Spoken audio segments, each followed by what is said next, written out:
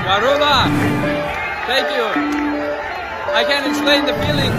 Timnas Indonesia bermain imbang tanpa gol di saat menjamu Timnas Lebanon di FIFA Matchday edisi kali ini. Di mana laga itu juga menandai debut bintang baru skuad Garuda, yaitu Adrian Wibowo. Ya, sejak awal pertandingan Marozi Djilstra dan Miliano Jonathans tampil sebagai starter. Di mana skuad Garuda mengambil inisiatif permainan dengan sabar, membangun serangan dari sisi ke sisi demi merobek pertahanan lawan yang begitu rapat pertahanannya. Peluang pertama datang di menit ke-7 ketika Ricky Kambuaya berhasil merebut bola di lini tengah. Kala itu bola sempat diarahkan ke Dean James di sisi kiri, namun minimnya opsi membuat serangan kembali diputar ke belakang. Pertandingan berlangsung panas sejak babak pertama ketika Kevin Dix sempat terlibat adu mulut dengan pemain Lebanon yang bermain keras di menit ke-25. Tidak lama berselang, Dean James melepaskan umpan panjang dari tendangan bebas di menit ke-8, akan tetapi berhasil dihalau oleh bek Lebanon. Upaya berikutnya lewat sepak pojok Stefano Lillipali juga belum berbuah gol. Hingga babak pertama berakhir skor 0-0 masih bertahan. Kemudian di babak kedua, meskipun beberapa kali menekan, namun skor masih imbang tanpa gol hingga memasuki menit ke-75, di mana sosok Emil Audero terlebih dahulu mendapat ujian ketika menepis tembakan keras Karim Darwish di awal babak kedua. Sementara upaya Kevin Dix dari luar kotak penalti melambung tipis di atas mistar gawang. Patrick Kluivert kemudian melakukan perubahan besar di menit ke-60 dengan memasukkan 4 pemain sekaligus, yaitu Tom Hay, Eliano Renders, Marcelino dan juga Adrian Wibowo. Bagi Adrian, laga ini menjadi debutnya bersama tim senior setelah absen ketika Timnas Indonesia mengalahkan Timnas Taiwan. Pergantian itu membuat tekanan skuad Garuda meningkat.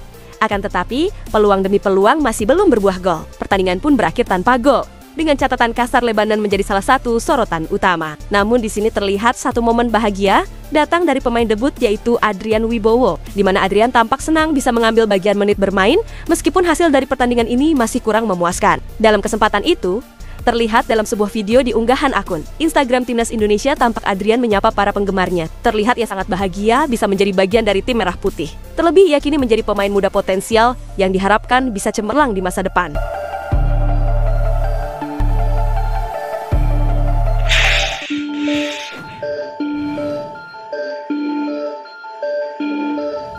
Ketua Umum PSSI Erick Thohir kini akhirnya kembali angkat bicara soal keputusan Mads Hilgers yang absen dari Timnas Indonesia di agenda FIFA Matchday kali ini. Erick Thohir memastikan bahwa bek FC Twente itu sudah meminta maaf secara langsung. Ya, seperti diketahui, Mads Hilgers awalnya masuk ke dalam daftar panggilan Patrick Kluivert untuk menghadapi Timnas Taiwan dan Lebanon. Namun pemain 24 tahun itu memutuskan menarik diri karena tengah fokus menyelesaikan urusan transfer ke klub barunya. Mads kemarin telepon ke saya minta maaf.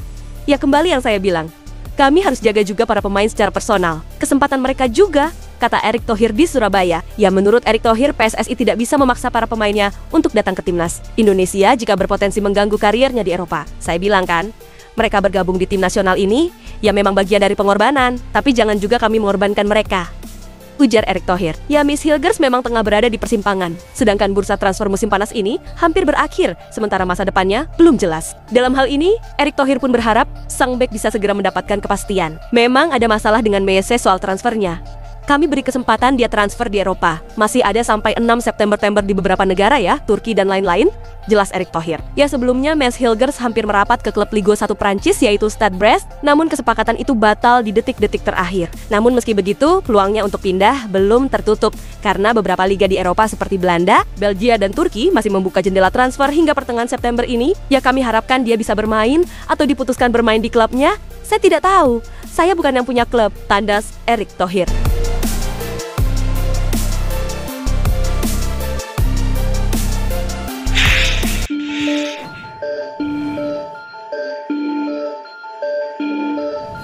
Pelatih timnas Irak yaitu Graham Arnold kini disebut sesumbar mengungkapkan kepercayaan dirinya sebelum menghadapi timnas Indonesia di putaran keempat. Ya, timnas Irak diketahui memang punya modal bagus sebelum menghadapi tim asuhan Patrick Kluivert, di mana anak asuh Graham Arnold punya bekal kepercayaan diri sebelum laga yang akan digelar sebulan lagi ini. Pasalnya mereka berhasil menang atas timnas Thailand di babak final Piala Raja Thailand yang digelar pada Minggu malam kemarin. Karena itu sang pelatih menyebutkan bahwa timnas Thailand adalah lawan yang mirip dengan timnas Indonesia di putaran keempat. Saya mengucapkan terima kasih kepada semua orang atas undangan dan partisipasinya, ujar Graham Arnold. Tujuan kami sejak awal adalah memainkan 2 pertandingan yang kuat di turnamen ini, dan menghadapi Thailand adalah pengalaman penting sebelum kualifikasi Piala Dunia melawan Indonesia. Pada bulan Oktober kami memperkirakan Pertandingan besok akan menyenangkan dan bermanfaat bagi kedua tim. Tujuan berpartisipasi dalam turnamen ini adalah untuk melawan tim nasional Thailand, dan dengan lolos ke final, kami telah mencapai tujuan penting ini, terang sang pelatih. Ya, pelatih asal Australia tuh semakin percaya diri menjelang menghadapi timnas Indonesia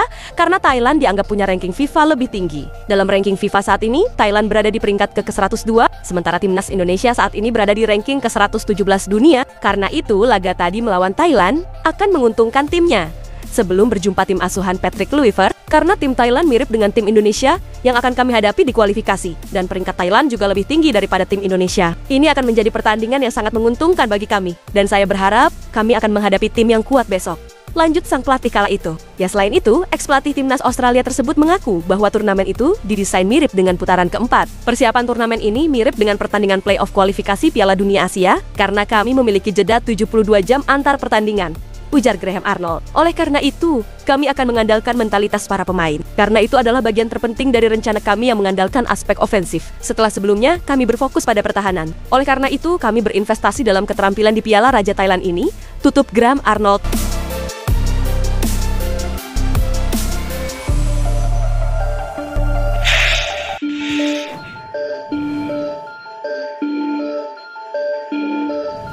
Timnas Lebanon diketahui telah dijamu oleh timnas Indonesia di FIFA Matchday edisi saat ini. Namun media asal Lebanon mendadak menyebutkan bahwa skuad Garuda merupakan didikan Belanda. Ya, diketahui dalam beberapa tahun belakangan ini, timnas Indonesia memang gencar melakukan proses naturalisasi pemain keturunan, di mana di dalam skuad yang dipanggil saat ini ada 18 pemain keturunan, dan sebagian besar pemain keturunan itu berasal dari Belanda, di mana sosok pemain seperti J. Itzes, Dean James, Justin Hubner, Calvi Verdonk, Kevin Dix, Miliano Jonathans hingga Marouzi Zijlstra merupakan contohnya. Kemudian muncul media Lebanon yaitu Al Akhbar yang menilai bahwa para pemain Indonesia merupakan didikan Belanda. Lebanon melawan didikan Belanda di wilayah Indonesia, kata judul tulisan Al Akhbar. Di sana kota yang mencintai sepak bola. Lahirlah ikatan kultur sepak bola dengan Belanda yang menjajah mereka sampai merdeka pada 1945.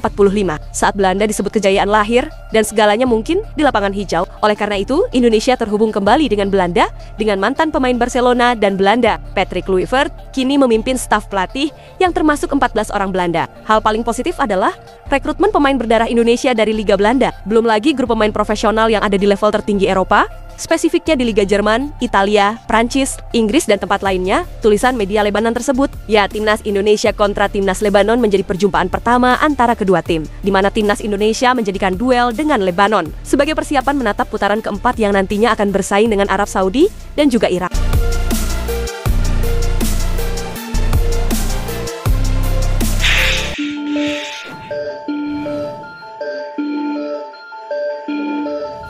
Timnas Indonesia kini mendapatkan kenaikan peringkat di ranking FIFA setelah berpesta gol ke gawang timnas Taiwan di Surabaya, di mana skuad Garuda tampil menggila dengan kemenangan 6 gol tanpa balas. Meskipun menang telak, namun tambahan poin yang diraih timnas Indonesia tidak terlalu besar. Hal itu pasalnya terdapat selisih ranking yang cukup jauh dengan timnas Taiwan. Ya, sebelumnya timnas Indonesia menempati posisi 118 dunia, sedangkan timnas Taiwan ada di peringkat ke-172 dunia, mengutip Football Ranking kini. Hasil pertandingan tersebut membuat timnas Indonesia hanya mendapatkan tambahan 3,25 poin. Hasilnya, skuad Garuda naik satu tangga ke posisi ke-117 dunia. Ya, kabar baiknya, timnas Indonesia kini hanya terpaut 2 strip dari timnas Vietnam yang merosot ke peringkat ke-115 karena absen bermain di FIFA Matchday edisi kali ini. Adapun Malaysia meroket ke urutan ke-122 setelah menumbangkan timnas Singapura. Yakini kesempatan untuk menambah poin FIFA masih terbuka bagi skuad Garuda, di mana pada Senin besok timnas Indonesia kembali turun di stadion Gelora Bung Tama melawan timnas Lebanon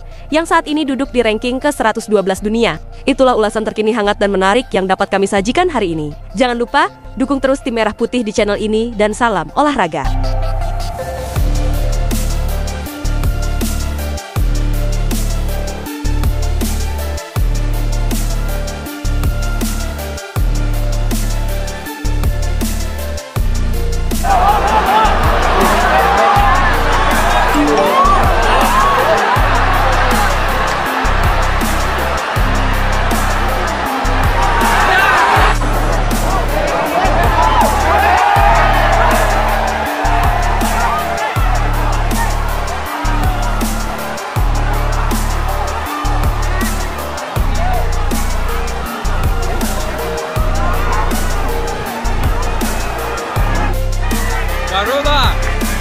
Thank you.